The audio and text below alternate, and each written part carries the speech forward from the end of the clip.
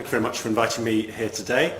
I'm going to talk for about 20-25 minutes, and then I'm sure there'll be some questions and so on that you'd be interested in having a discussion about. I'm going to talk using Leeds, if you like, as a case study for the work that we've done on addressing climate change and sustainable energy in the city, particularly relevant to where we are now, because that's been done in close collaboration with the University of Leeds and also with Leeds Beckett University as well. Leeds is blessed to have two very, very good universities in this field, which is an enormous help to the city. Anyway, and I'll be talking as well about this thing we've established with the university called the Leeds Climate Commission. But first of all, for those of you who don't know, but I'm sure if you've the Yorkshire branch, you'll know all this. Leeds is a big city, very diverse. Makes it a very interesting city for the local authority and for other institutions like the university, because it's very, very varied. 2/3 of the city is green belt, countryside, so that makes it very, very interesting. But obviously it's the main economic driver for this part of the city region. And the local authority has set itself the nice kind of modest ambition for Leeds to be the best city by 2030. Although very cunningly we haven't defined what we mean by best, so that leaves all options open. So, the work that we're doing on climate change, I think really, those of you who were here back in 2014 for the Grand Départ of the Tour de France, when you try to sort of encapsulate what does best mean, I think there was quite a lot of agreement that at that weekend, Leeds felt pretty good.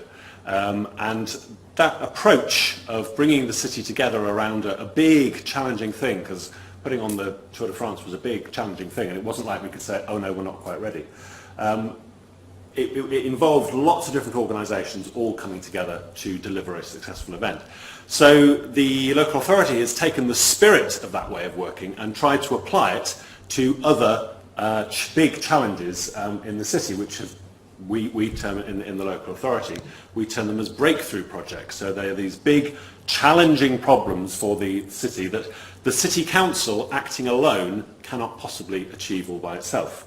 And top of the list is cutting carbon and improving air quality. But you can see from the other range of topics there, it's a big, challenging agenda. But the one that me and the team that I'm in focus on, and the work that we're doing with the university, is very much around that top one of cutting carbon and improving air quality. So in other words, it's trying to recognise that this is a topic that cannot be solved just by the local authority, and indeed addressing climate change is a strange one for a local authority, because there is not a single piece of legislation that requires us to do anything about it. So it's purely because this is something that the city wants to do, feels it's important. We have some targets for our work, so rather a complicated slide, but the top line is the targets that apply to the council as an organisation. So we're obviously a big organisation in the city, but the council's contribution to energy and climate change is only somewhere in the region of about 5% of the total in the city. But we have our own targets. That's for our own operational buildings and so on. And then the bottom line, which is the city-wide, so that's the really important thing. So starting from a baseline of 2005, when there were about 5 million tonnes of carbon emitted in the city, aiming for a 40%, 60% and then 80%. So broadly in line with the national targets. But these are voluntary targets. There's no requirement for us to set or meet these targets, but that is something that the council has chosen to do. And at the moment, we are broadly on track, if you look at the latest data, which is always a little bit out of date. But Leeds, the city, is broadly on track. However, most of you will know that is mainly due to changes in the carbon makeup of the grid, so things being happening at a national level rather than anything that's particularly happening at a local level. But we know that we cannot rely just on national alone. There will come a time when what we're doing at the local level will make a difference. And this is a tricky old field. So As I said, there's no bit of legislation that requires local authorities to do anything in particular, but this piece of work that the BBC did a few years ago shows that even though there's nothing requiring us, there's quite a lot of things that actually make it quite a lot harder. And a whole list of government policy changes since the election before last, not the most recent one, which have basically made this policy environment that much more challenging within which to try and address climate change. So this is a tricky space for a city to occupy. We cannot rely solely on things being done at the national level to solve the problem for us. So, as I said, local authorities are strange when it comes to energy planning. Gone are the days, pre-Second World War, when local authorities in this country ran the gas company, ran the electricity company, or whatever. That's all long since been swept away. And now there is basically no statutory role for a local authority in this space. You will be more familiar and more aware than I am that basically we depend on the private market to decide what the optimum mix of technologies would do, and the local authority has very little role through anything like planning. We don't plan the energy infrastructure, they don't need our permission, and so on and so forth. And even when people say, oh yeah, but you are the planners, that's a pretty blunt instrument when it comes to energy infrastructure and demand.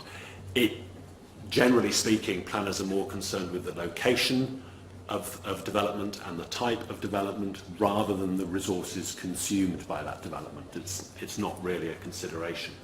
And of course, for a city like Leeds, and indeed for most places, most of the city is already built and it'll be here for decades to come. So planning only makes a very small change at the new development on the edge of existing development. So we can't really rely on planning to help us in this respect. But then at the bottom there, I've put there are some things that local authorities can do. We have a tremendous, if you like, kind of convening power. So we are the democratically elected organisation for the city, so we can legitimately provide leadership on this. We have a trusted brand. If something is stamped Leeds City Council, it carries quite a lot of weight in the city. So if we promote an energy efficiency scheme or something and it's branded with the council's brand, then that carries quite a lot of weight. It gives an air of trustworthiness. We're an energy buyer, obviously. We're one of the biggest energy buyers in the city, so we can use that to help influence the market. And very importantly, we're a big asset owner. So Leeds City Council owns somewhere in the region of 2,000 buildings across the city. So we can use those assets in lots of different ways to help us with our energy requirements. And although planning, I said it's pretty blunt, it can identify areas of the city that are suitable for particular types of energy projects. So maybe it's something like areas that would be suitable for renewable technologies or whatever. Or at the moment, as I'll come on to later, we're identifying parts of the city that we think would be suitable for district heating.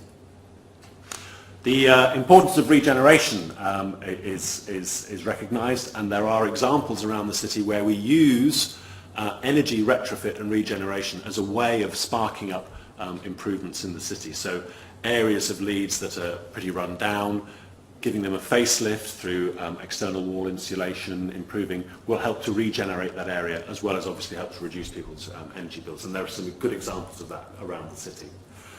We are a large social housing provider. So Leeds City Council still owns its council home. So we own somewhere in the region of 50,000 properties in the city. So that means we can do stuff, and one of the projects I'll talk about later, we are using that to leverage our influence.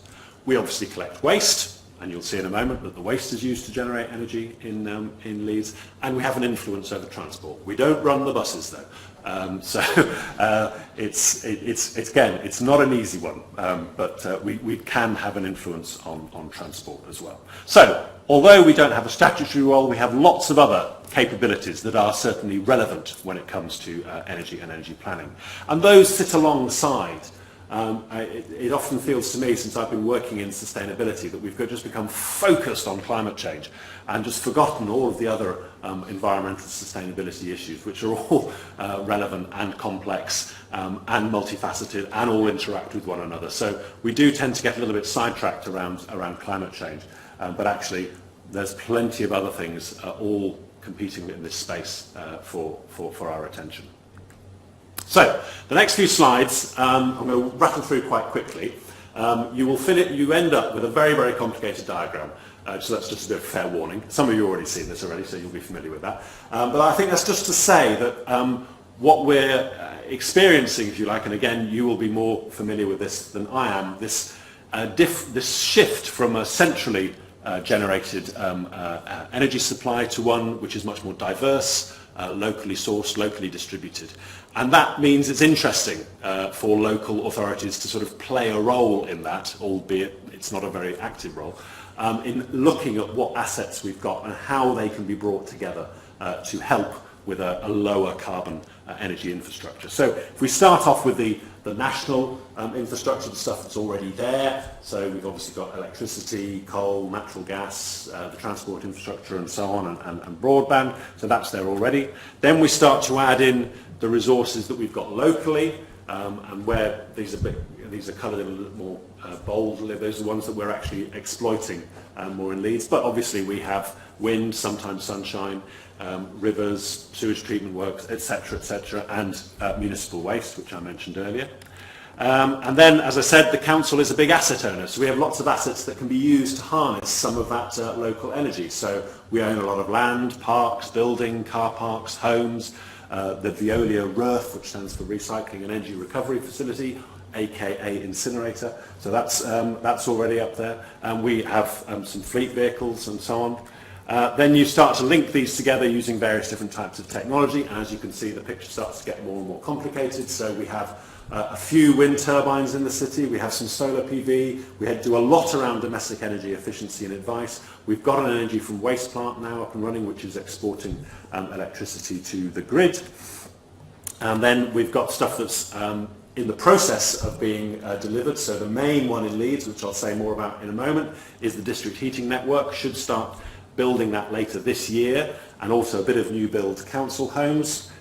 So we can start with that. Then you can look forward to what might be possible in the future, whether that's community energy, hydrogen, which we'll say more about in a moment, a council energy company, smart heat grids and so on. Start to link all of that together with smart data and super fast broadband, so that you've got an intelligent energy infrastructure system that's kind of operating in a completely varied way to how we are used to it. And then we'll talk through some of these projects, but those are some of the projects that we've got going in Leeds that are starting to realise some of this opportunity. And these are the outcomes that we want that to achieve. So a data-based economy, lower energy costs, jobs created, less waste going to landfill, less fuel poverty, healthier people, improved educational performance, because obviously if you're a home in fuel poverty and all you can afford to heat is one room, then your children have to do all their homework and everything, and they're competing with the TV and the tea on the table and everything else. If they can afford to heat more rooms in their home, then they're going to be able to work in their bedrooms and so on. More disposable income, less traffic congestion, improved air quality, oh yes, and improved, reduced carbon emissions. So there are plenty of good reasons, good social, economic and environmental reasons for local authorities to be interested in this space. And I guess that's the main driver. So I work for a political organisation, and it's that list of outcomes. That's what motivates the politicians to get interested in this topic. It's probably not the reduced carbon emissions. That's a very, very useful byproduct. But those top ones are the things that politicians like. So there's my complicated diagram. So let's look at some projects that are up and running in Leeds, and those, some of you may well be familiar with these. So the biggest one, as I mentioned, is the prospective district heating network, fired by the building in the top right there, the recycling and energy recovery facility, or incinerator. It's the largest, tallest wooden structure in Europe. It always strikes me as an odd thing to build an incinerator out of, but there you go. Also has a very, very interesting green wall as well. So that's up and running, so burning black bag waste, so not the recyclable stuff is taken out. Burning it, and at the moment producing electricity and exporting that to the grid, but obviously it was built with the potential to provide heat. And the red lines on the map show the potential for where the heat might go. The incinerator is right down, so where it says Veolia, sort of just off the middle of the map there. So it's quite some way from the main heat demand, which is obviously in the city centre. It's about 3 kilometres actually. So the first stage is to take that heat up towards the city centre and then start to connect it to some of the main energy demand. And the council can lever in some of our assets there. So one of the first things we'll be doing is connecting it to some of our high-rise council blocks that at the moment are heated by very, very inefficient night store heaters. So we'll be replacing those with a much more efficient heating system based on district heating. And then after that, we've got a sort of a complicated map which shows where it could go. It's a big project. We're hoping to involve the university in a research program based around this, because we're looking at like a 20-year build-out here for this project in the long run. And we obviously want this to be the best district heating network that it possibly can be, and connect it to more buildings, make sure it's operating efficiently, make sure it's delivering benefits back to the people of Leeds. I'll cover some of the other projects on that slide in a moment, but I'll just mention White Rose Energy, because that's another example of the council leveraging in its influence. So White Rose Energy is a not-for-profit energy company, actually owned by Nottingham City Council. And we got them to come and work in Leeds. And in fact, anyone can sign up for White Rose Energy. If you go onto the price comparison website, it often performs quite well. We attracted them here because, as I said, we've got these 50,000 council homes. In a typical year, about 10% of those change hands, so a house goes empty before the next tenant comes in.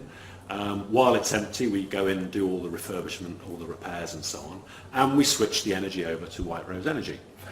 So we're basically finding White Rose Energy about 5,000 customers a year, for which they pay us a small amount.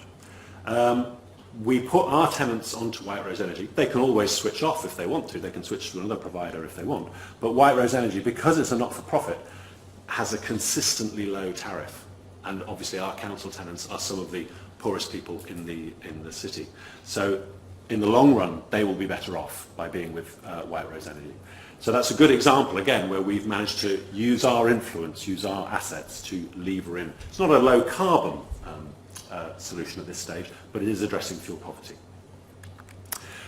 So more on council homes. So yeah, we've already put in about 1,000 PV panels on roofs. Then we got stuck by the drop in the feed-in tariff, so we couldn't do that anymore. But we're just starting to explore it again because the economics are moving more favourably again. So we're interested now in whether there's a role for PV panels plus batteries, possibly, or something like that.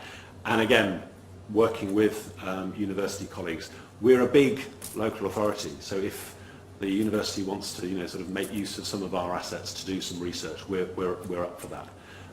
And we hope we can deliver some social and economic benefits for our tenants as well.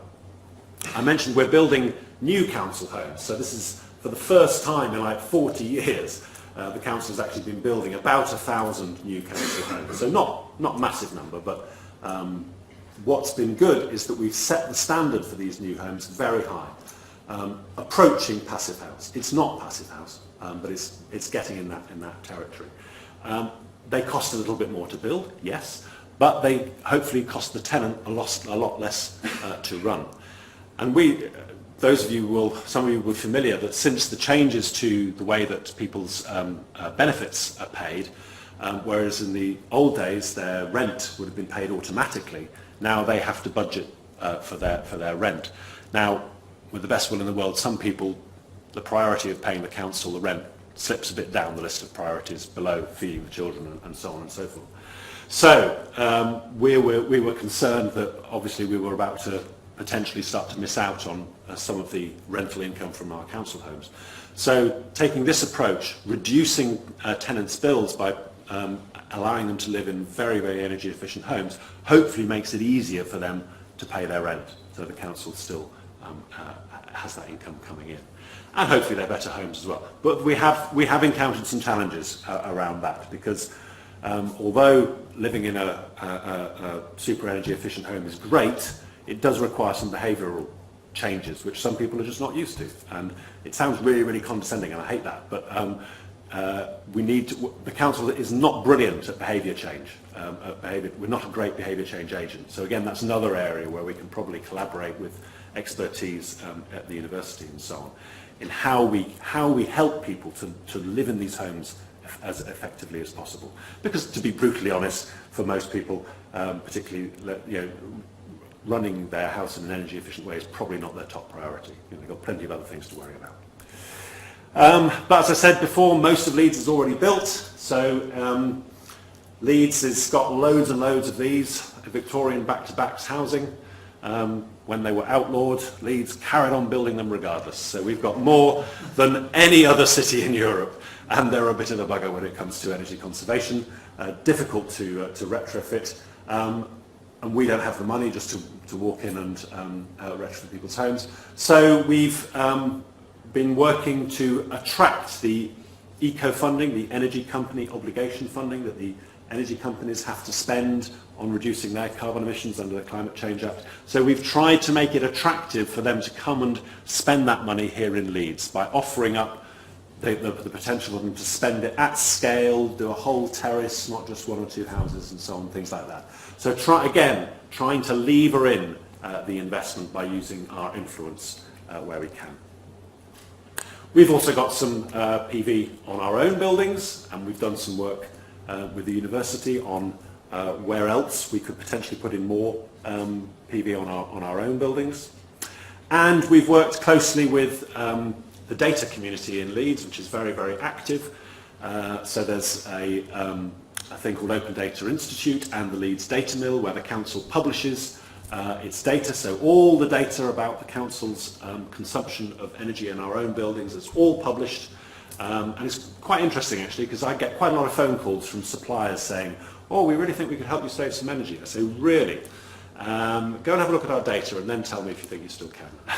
Most of them don't phone back, because we've done most of the easy stuff in our own buildings. We're left with the tricky stuff now, and there isn't a simple gadget just to help us sort it out. But we have found some interesting things that in some of our buildings, us as kind of occupiers, we don't run these buildings terribly efficiently. There are some surprising spikes in energy demand at certain times of the day. And you think, why is that? And sometimes it's because the cleaners are coming in at the end of the day and they switch all the lights on to clean their building. So maybe we could be a bit more intelligent about how we manage our buildings and reduce our own carbon footprint within our own operational buildings. But data, I think, is going to be increasingly important when it comes to identifying other changes. I mentioned planning earlier, and obviously we are the planning authority, but we can only really influence new build. But there are some good examples around the city of good new buildings. Many of them done by both universities, so Leeds Beckett and the University of Leeds have both put up some very, very good buildings to BREEAM Excellent and all the rest of it. We've done some in our own, our libraries and some other places, shopping centres and so on, and the Leeds Arena happens to be a really good building. And we bundled all this together as some planning guidance. We can't require it. It's one of the frustrating things about being a planning authority. You cannot insist on developers building to a particular standard. All we can do is encourage, cajole, persuade, but we've published a whole lot of guidance there. And some developers are better than others. And actually in the city centre you'll find some of the big blue chip developers, so the people behind John Lewis and so on, they're reaching standards way beyond indeed what we would expect, because they have their own corporate social responsibility targets to get to as well. So there are some good examples across Leeds of more energy efficient and sustainable buildings. I mentioned the council runs a big vehicle fleet, so we own about 1,000 vehicles, all sorts of different types and shapes, and one of the big problems is our refuse collection fleet. So they tend to be diesel, tend to be very, very inefficient, and pretty dirty, slow, nasty things. And as you will know, Leeds has a challenge with air quality. In fact, we're out for consultation at the moment on introducing a clean air zone in the city. And it really felt that at the very least the council could lead by example and look at some of our own worst polluting vehicles. So I think we probably own somewhere in the region of 40 refuse collection vehicles. We've switched about a dozen of them over to gas, to gas, and there's one of them there. And that's been really successful. So they're cleaner, greener and quieter, cheaper to maintain, and so on and so forth. But you can see in the back of that picture, that's the existing refuelling station, and it's quite small. So we cannot, it's too small to switch our entire fleet. So we need a bigger refuelling station. But we don't need a refuelling station just for the council, because if we built one that was big enough for all of our fleet, most of the time, after we've topped up our vehicles, it would be just sitting around being empty, no one using it. So we needed to get a refuelling station that can actually service the whole city, and we've just managed to succeed in identifying a plot of land where we can do that. So this will be a gas refuelling station running off the gas network. That the council will be the anchor tenant. So we're like the guarantee. So that's what attracts the investment. That we'll be refuelling our vehicles for 10, 20 years there. But then it'll hopefully become a facility for the rest of the city, and will hopefully encourage other big fleet operators to switch their vehicles over to gas as well, because obviously no one's going to switch their vehicles if they can't refuel them, and no one else but the council was willing to take that risk in promoting a refuelling station. So that'll come on soon. But of course the council isn't the only big organisation in the city. We're standing in another one now. There are plenty of other big organisations, public and private, who each make their own contribution to Leeds' carbon footprint. And we recognised that we needed to reach beyond the council to work across other organisations. And that was, I guess, the main sort of driver behind what we've called now the Leeds Climate Commission, about getting citywide collaboration on energy projects, recognising that this is not something that the local authority can do by itself. So there have been examples from other parts of the city, Yorkshire Water, some other big developers, one of the oil refineries, small oil refineries that works in Leeds, coming together to deliver lower carbon projects. The other big excitement, and I know there's at least one person in the room who knows more about this than I do, is the possibility for Leeds to become the first city in the UK to be run on 100% hydrogen. So this is another project being run led by Northern Gas Networks, who want Leeds to be one of the first cities to switch from methane over to hydrogen. Massively complicated project, requires change in government policy and so on. But they've done the early work and they're convinced that it can be done. They're now at the stage of testing out the safety case, and we're working with them to try and see if that project can be done. I've talked almost exclusively about climate mitigation, but obviously the other side of the coin, climate adaptation. And those of you from around here will know that Leeds is vulnerable to particularly flooding, other climate risks as well, but flooding is the most pronounced. And we've had our fair share of big floods in recent years. And the council is now promoting a flood alleviation scheme in the city centre, which will go some way towards protecting the city, but more needs to be done, particularly around upstream and natural solutions to climate adaptation beyond just engineering solutions. So the Climate Commission is this organisation that's brought together many different organisations from across the city together to promote leadership on climate change and to provide authoritative, evidence-based advice to the city, not just the City Council. And its focus is on the most cost-effective measures that can be delivered through the largest organisations. It only got going in September, but has already identified some interesting things. We did some work last October on clean air, a climathon challenge. But this was the most kind of appealing bit, if you like, to the city, that research done in this university identified that if we just focused on the cost-effective or profitable options for carbon reduction in the city, Leeds could save over £200 million a year. Now, if anyone else was dangling £277 million in front of the city, you can guarantee we would be mobilising really, really quickly to try and bring that investment through. It's harder with responding to climate change, but that is what the Climate Commission is aiming to do this year, is to try and bring some of that investment into the city. We know that there must be some barriers, because there seems to be a pretty good business case there. So there must be some other barriers that's preventing that investment from coming through. So how can we help to unlock that investment, to get that investment into cost-effective carbon reduction measures in the city, which has loads of other benefits as well.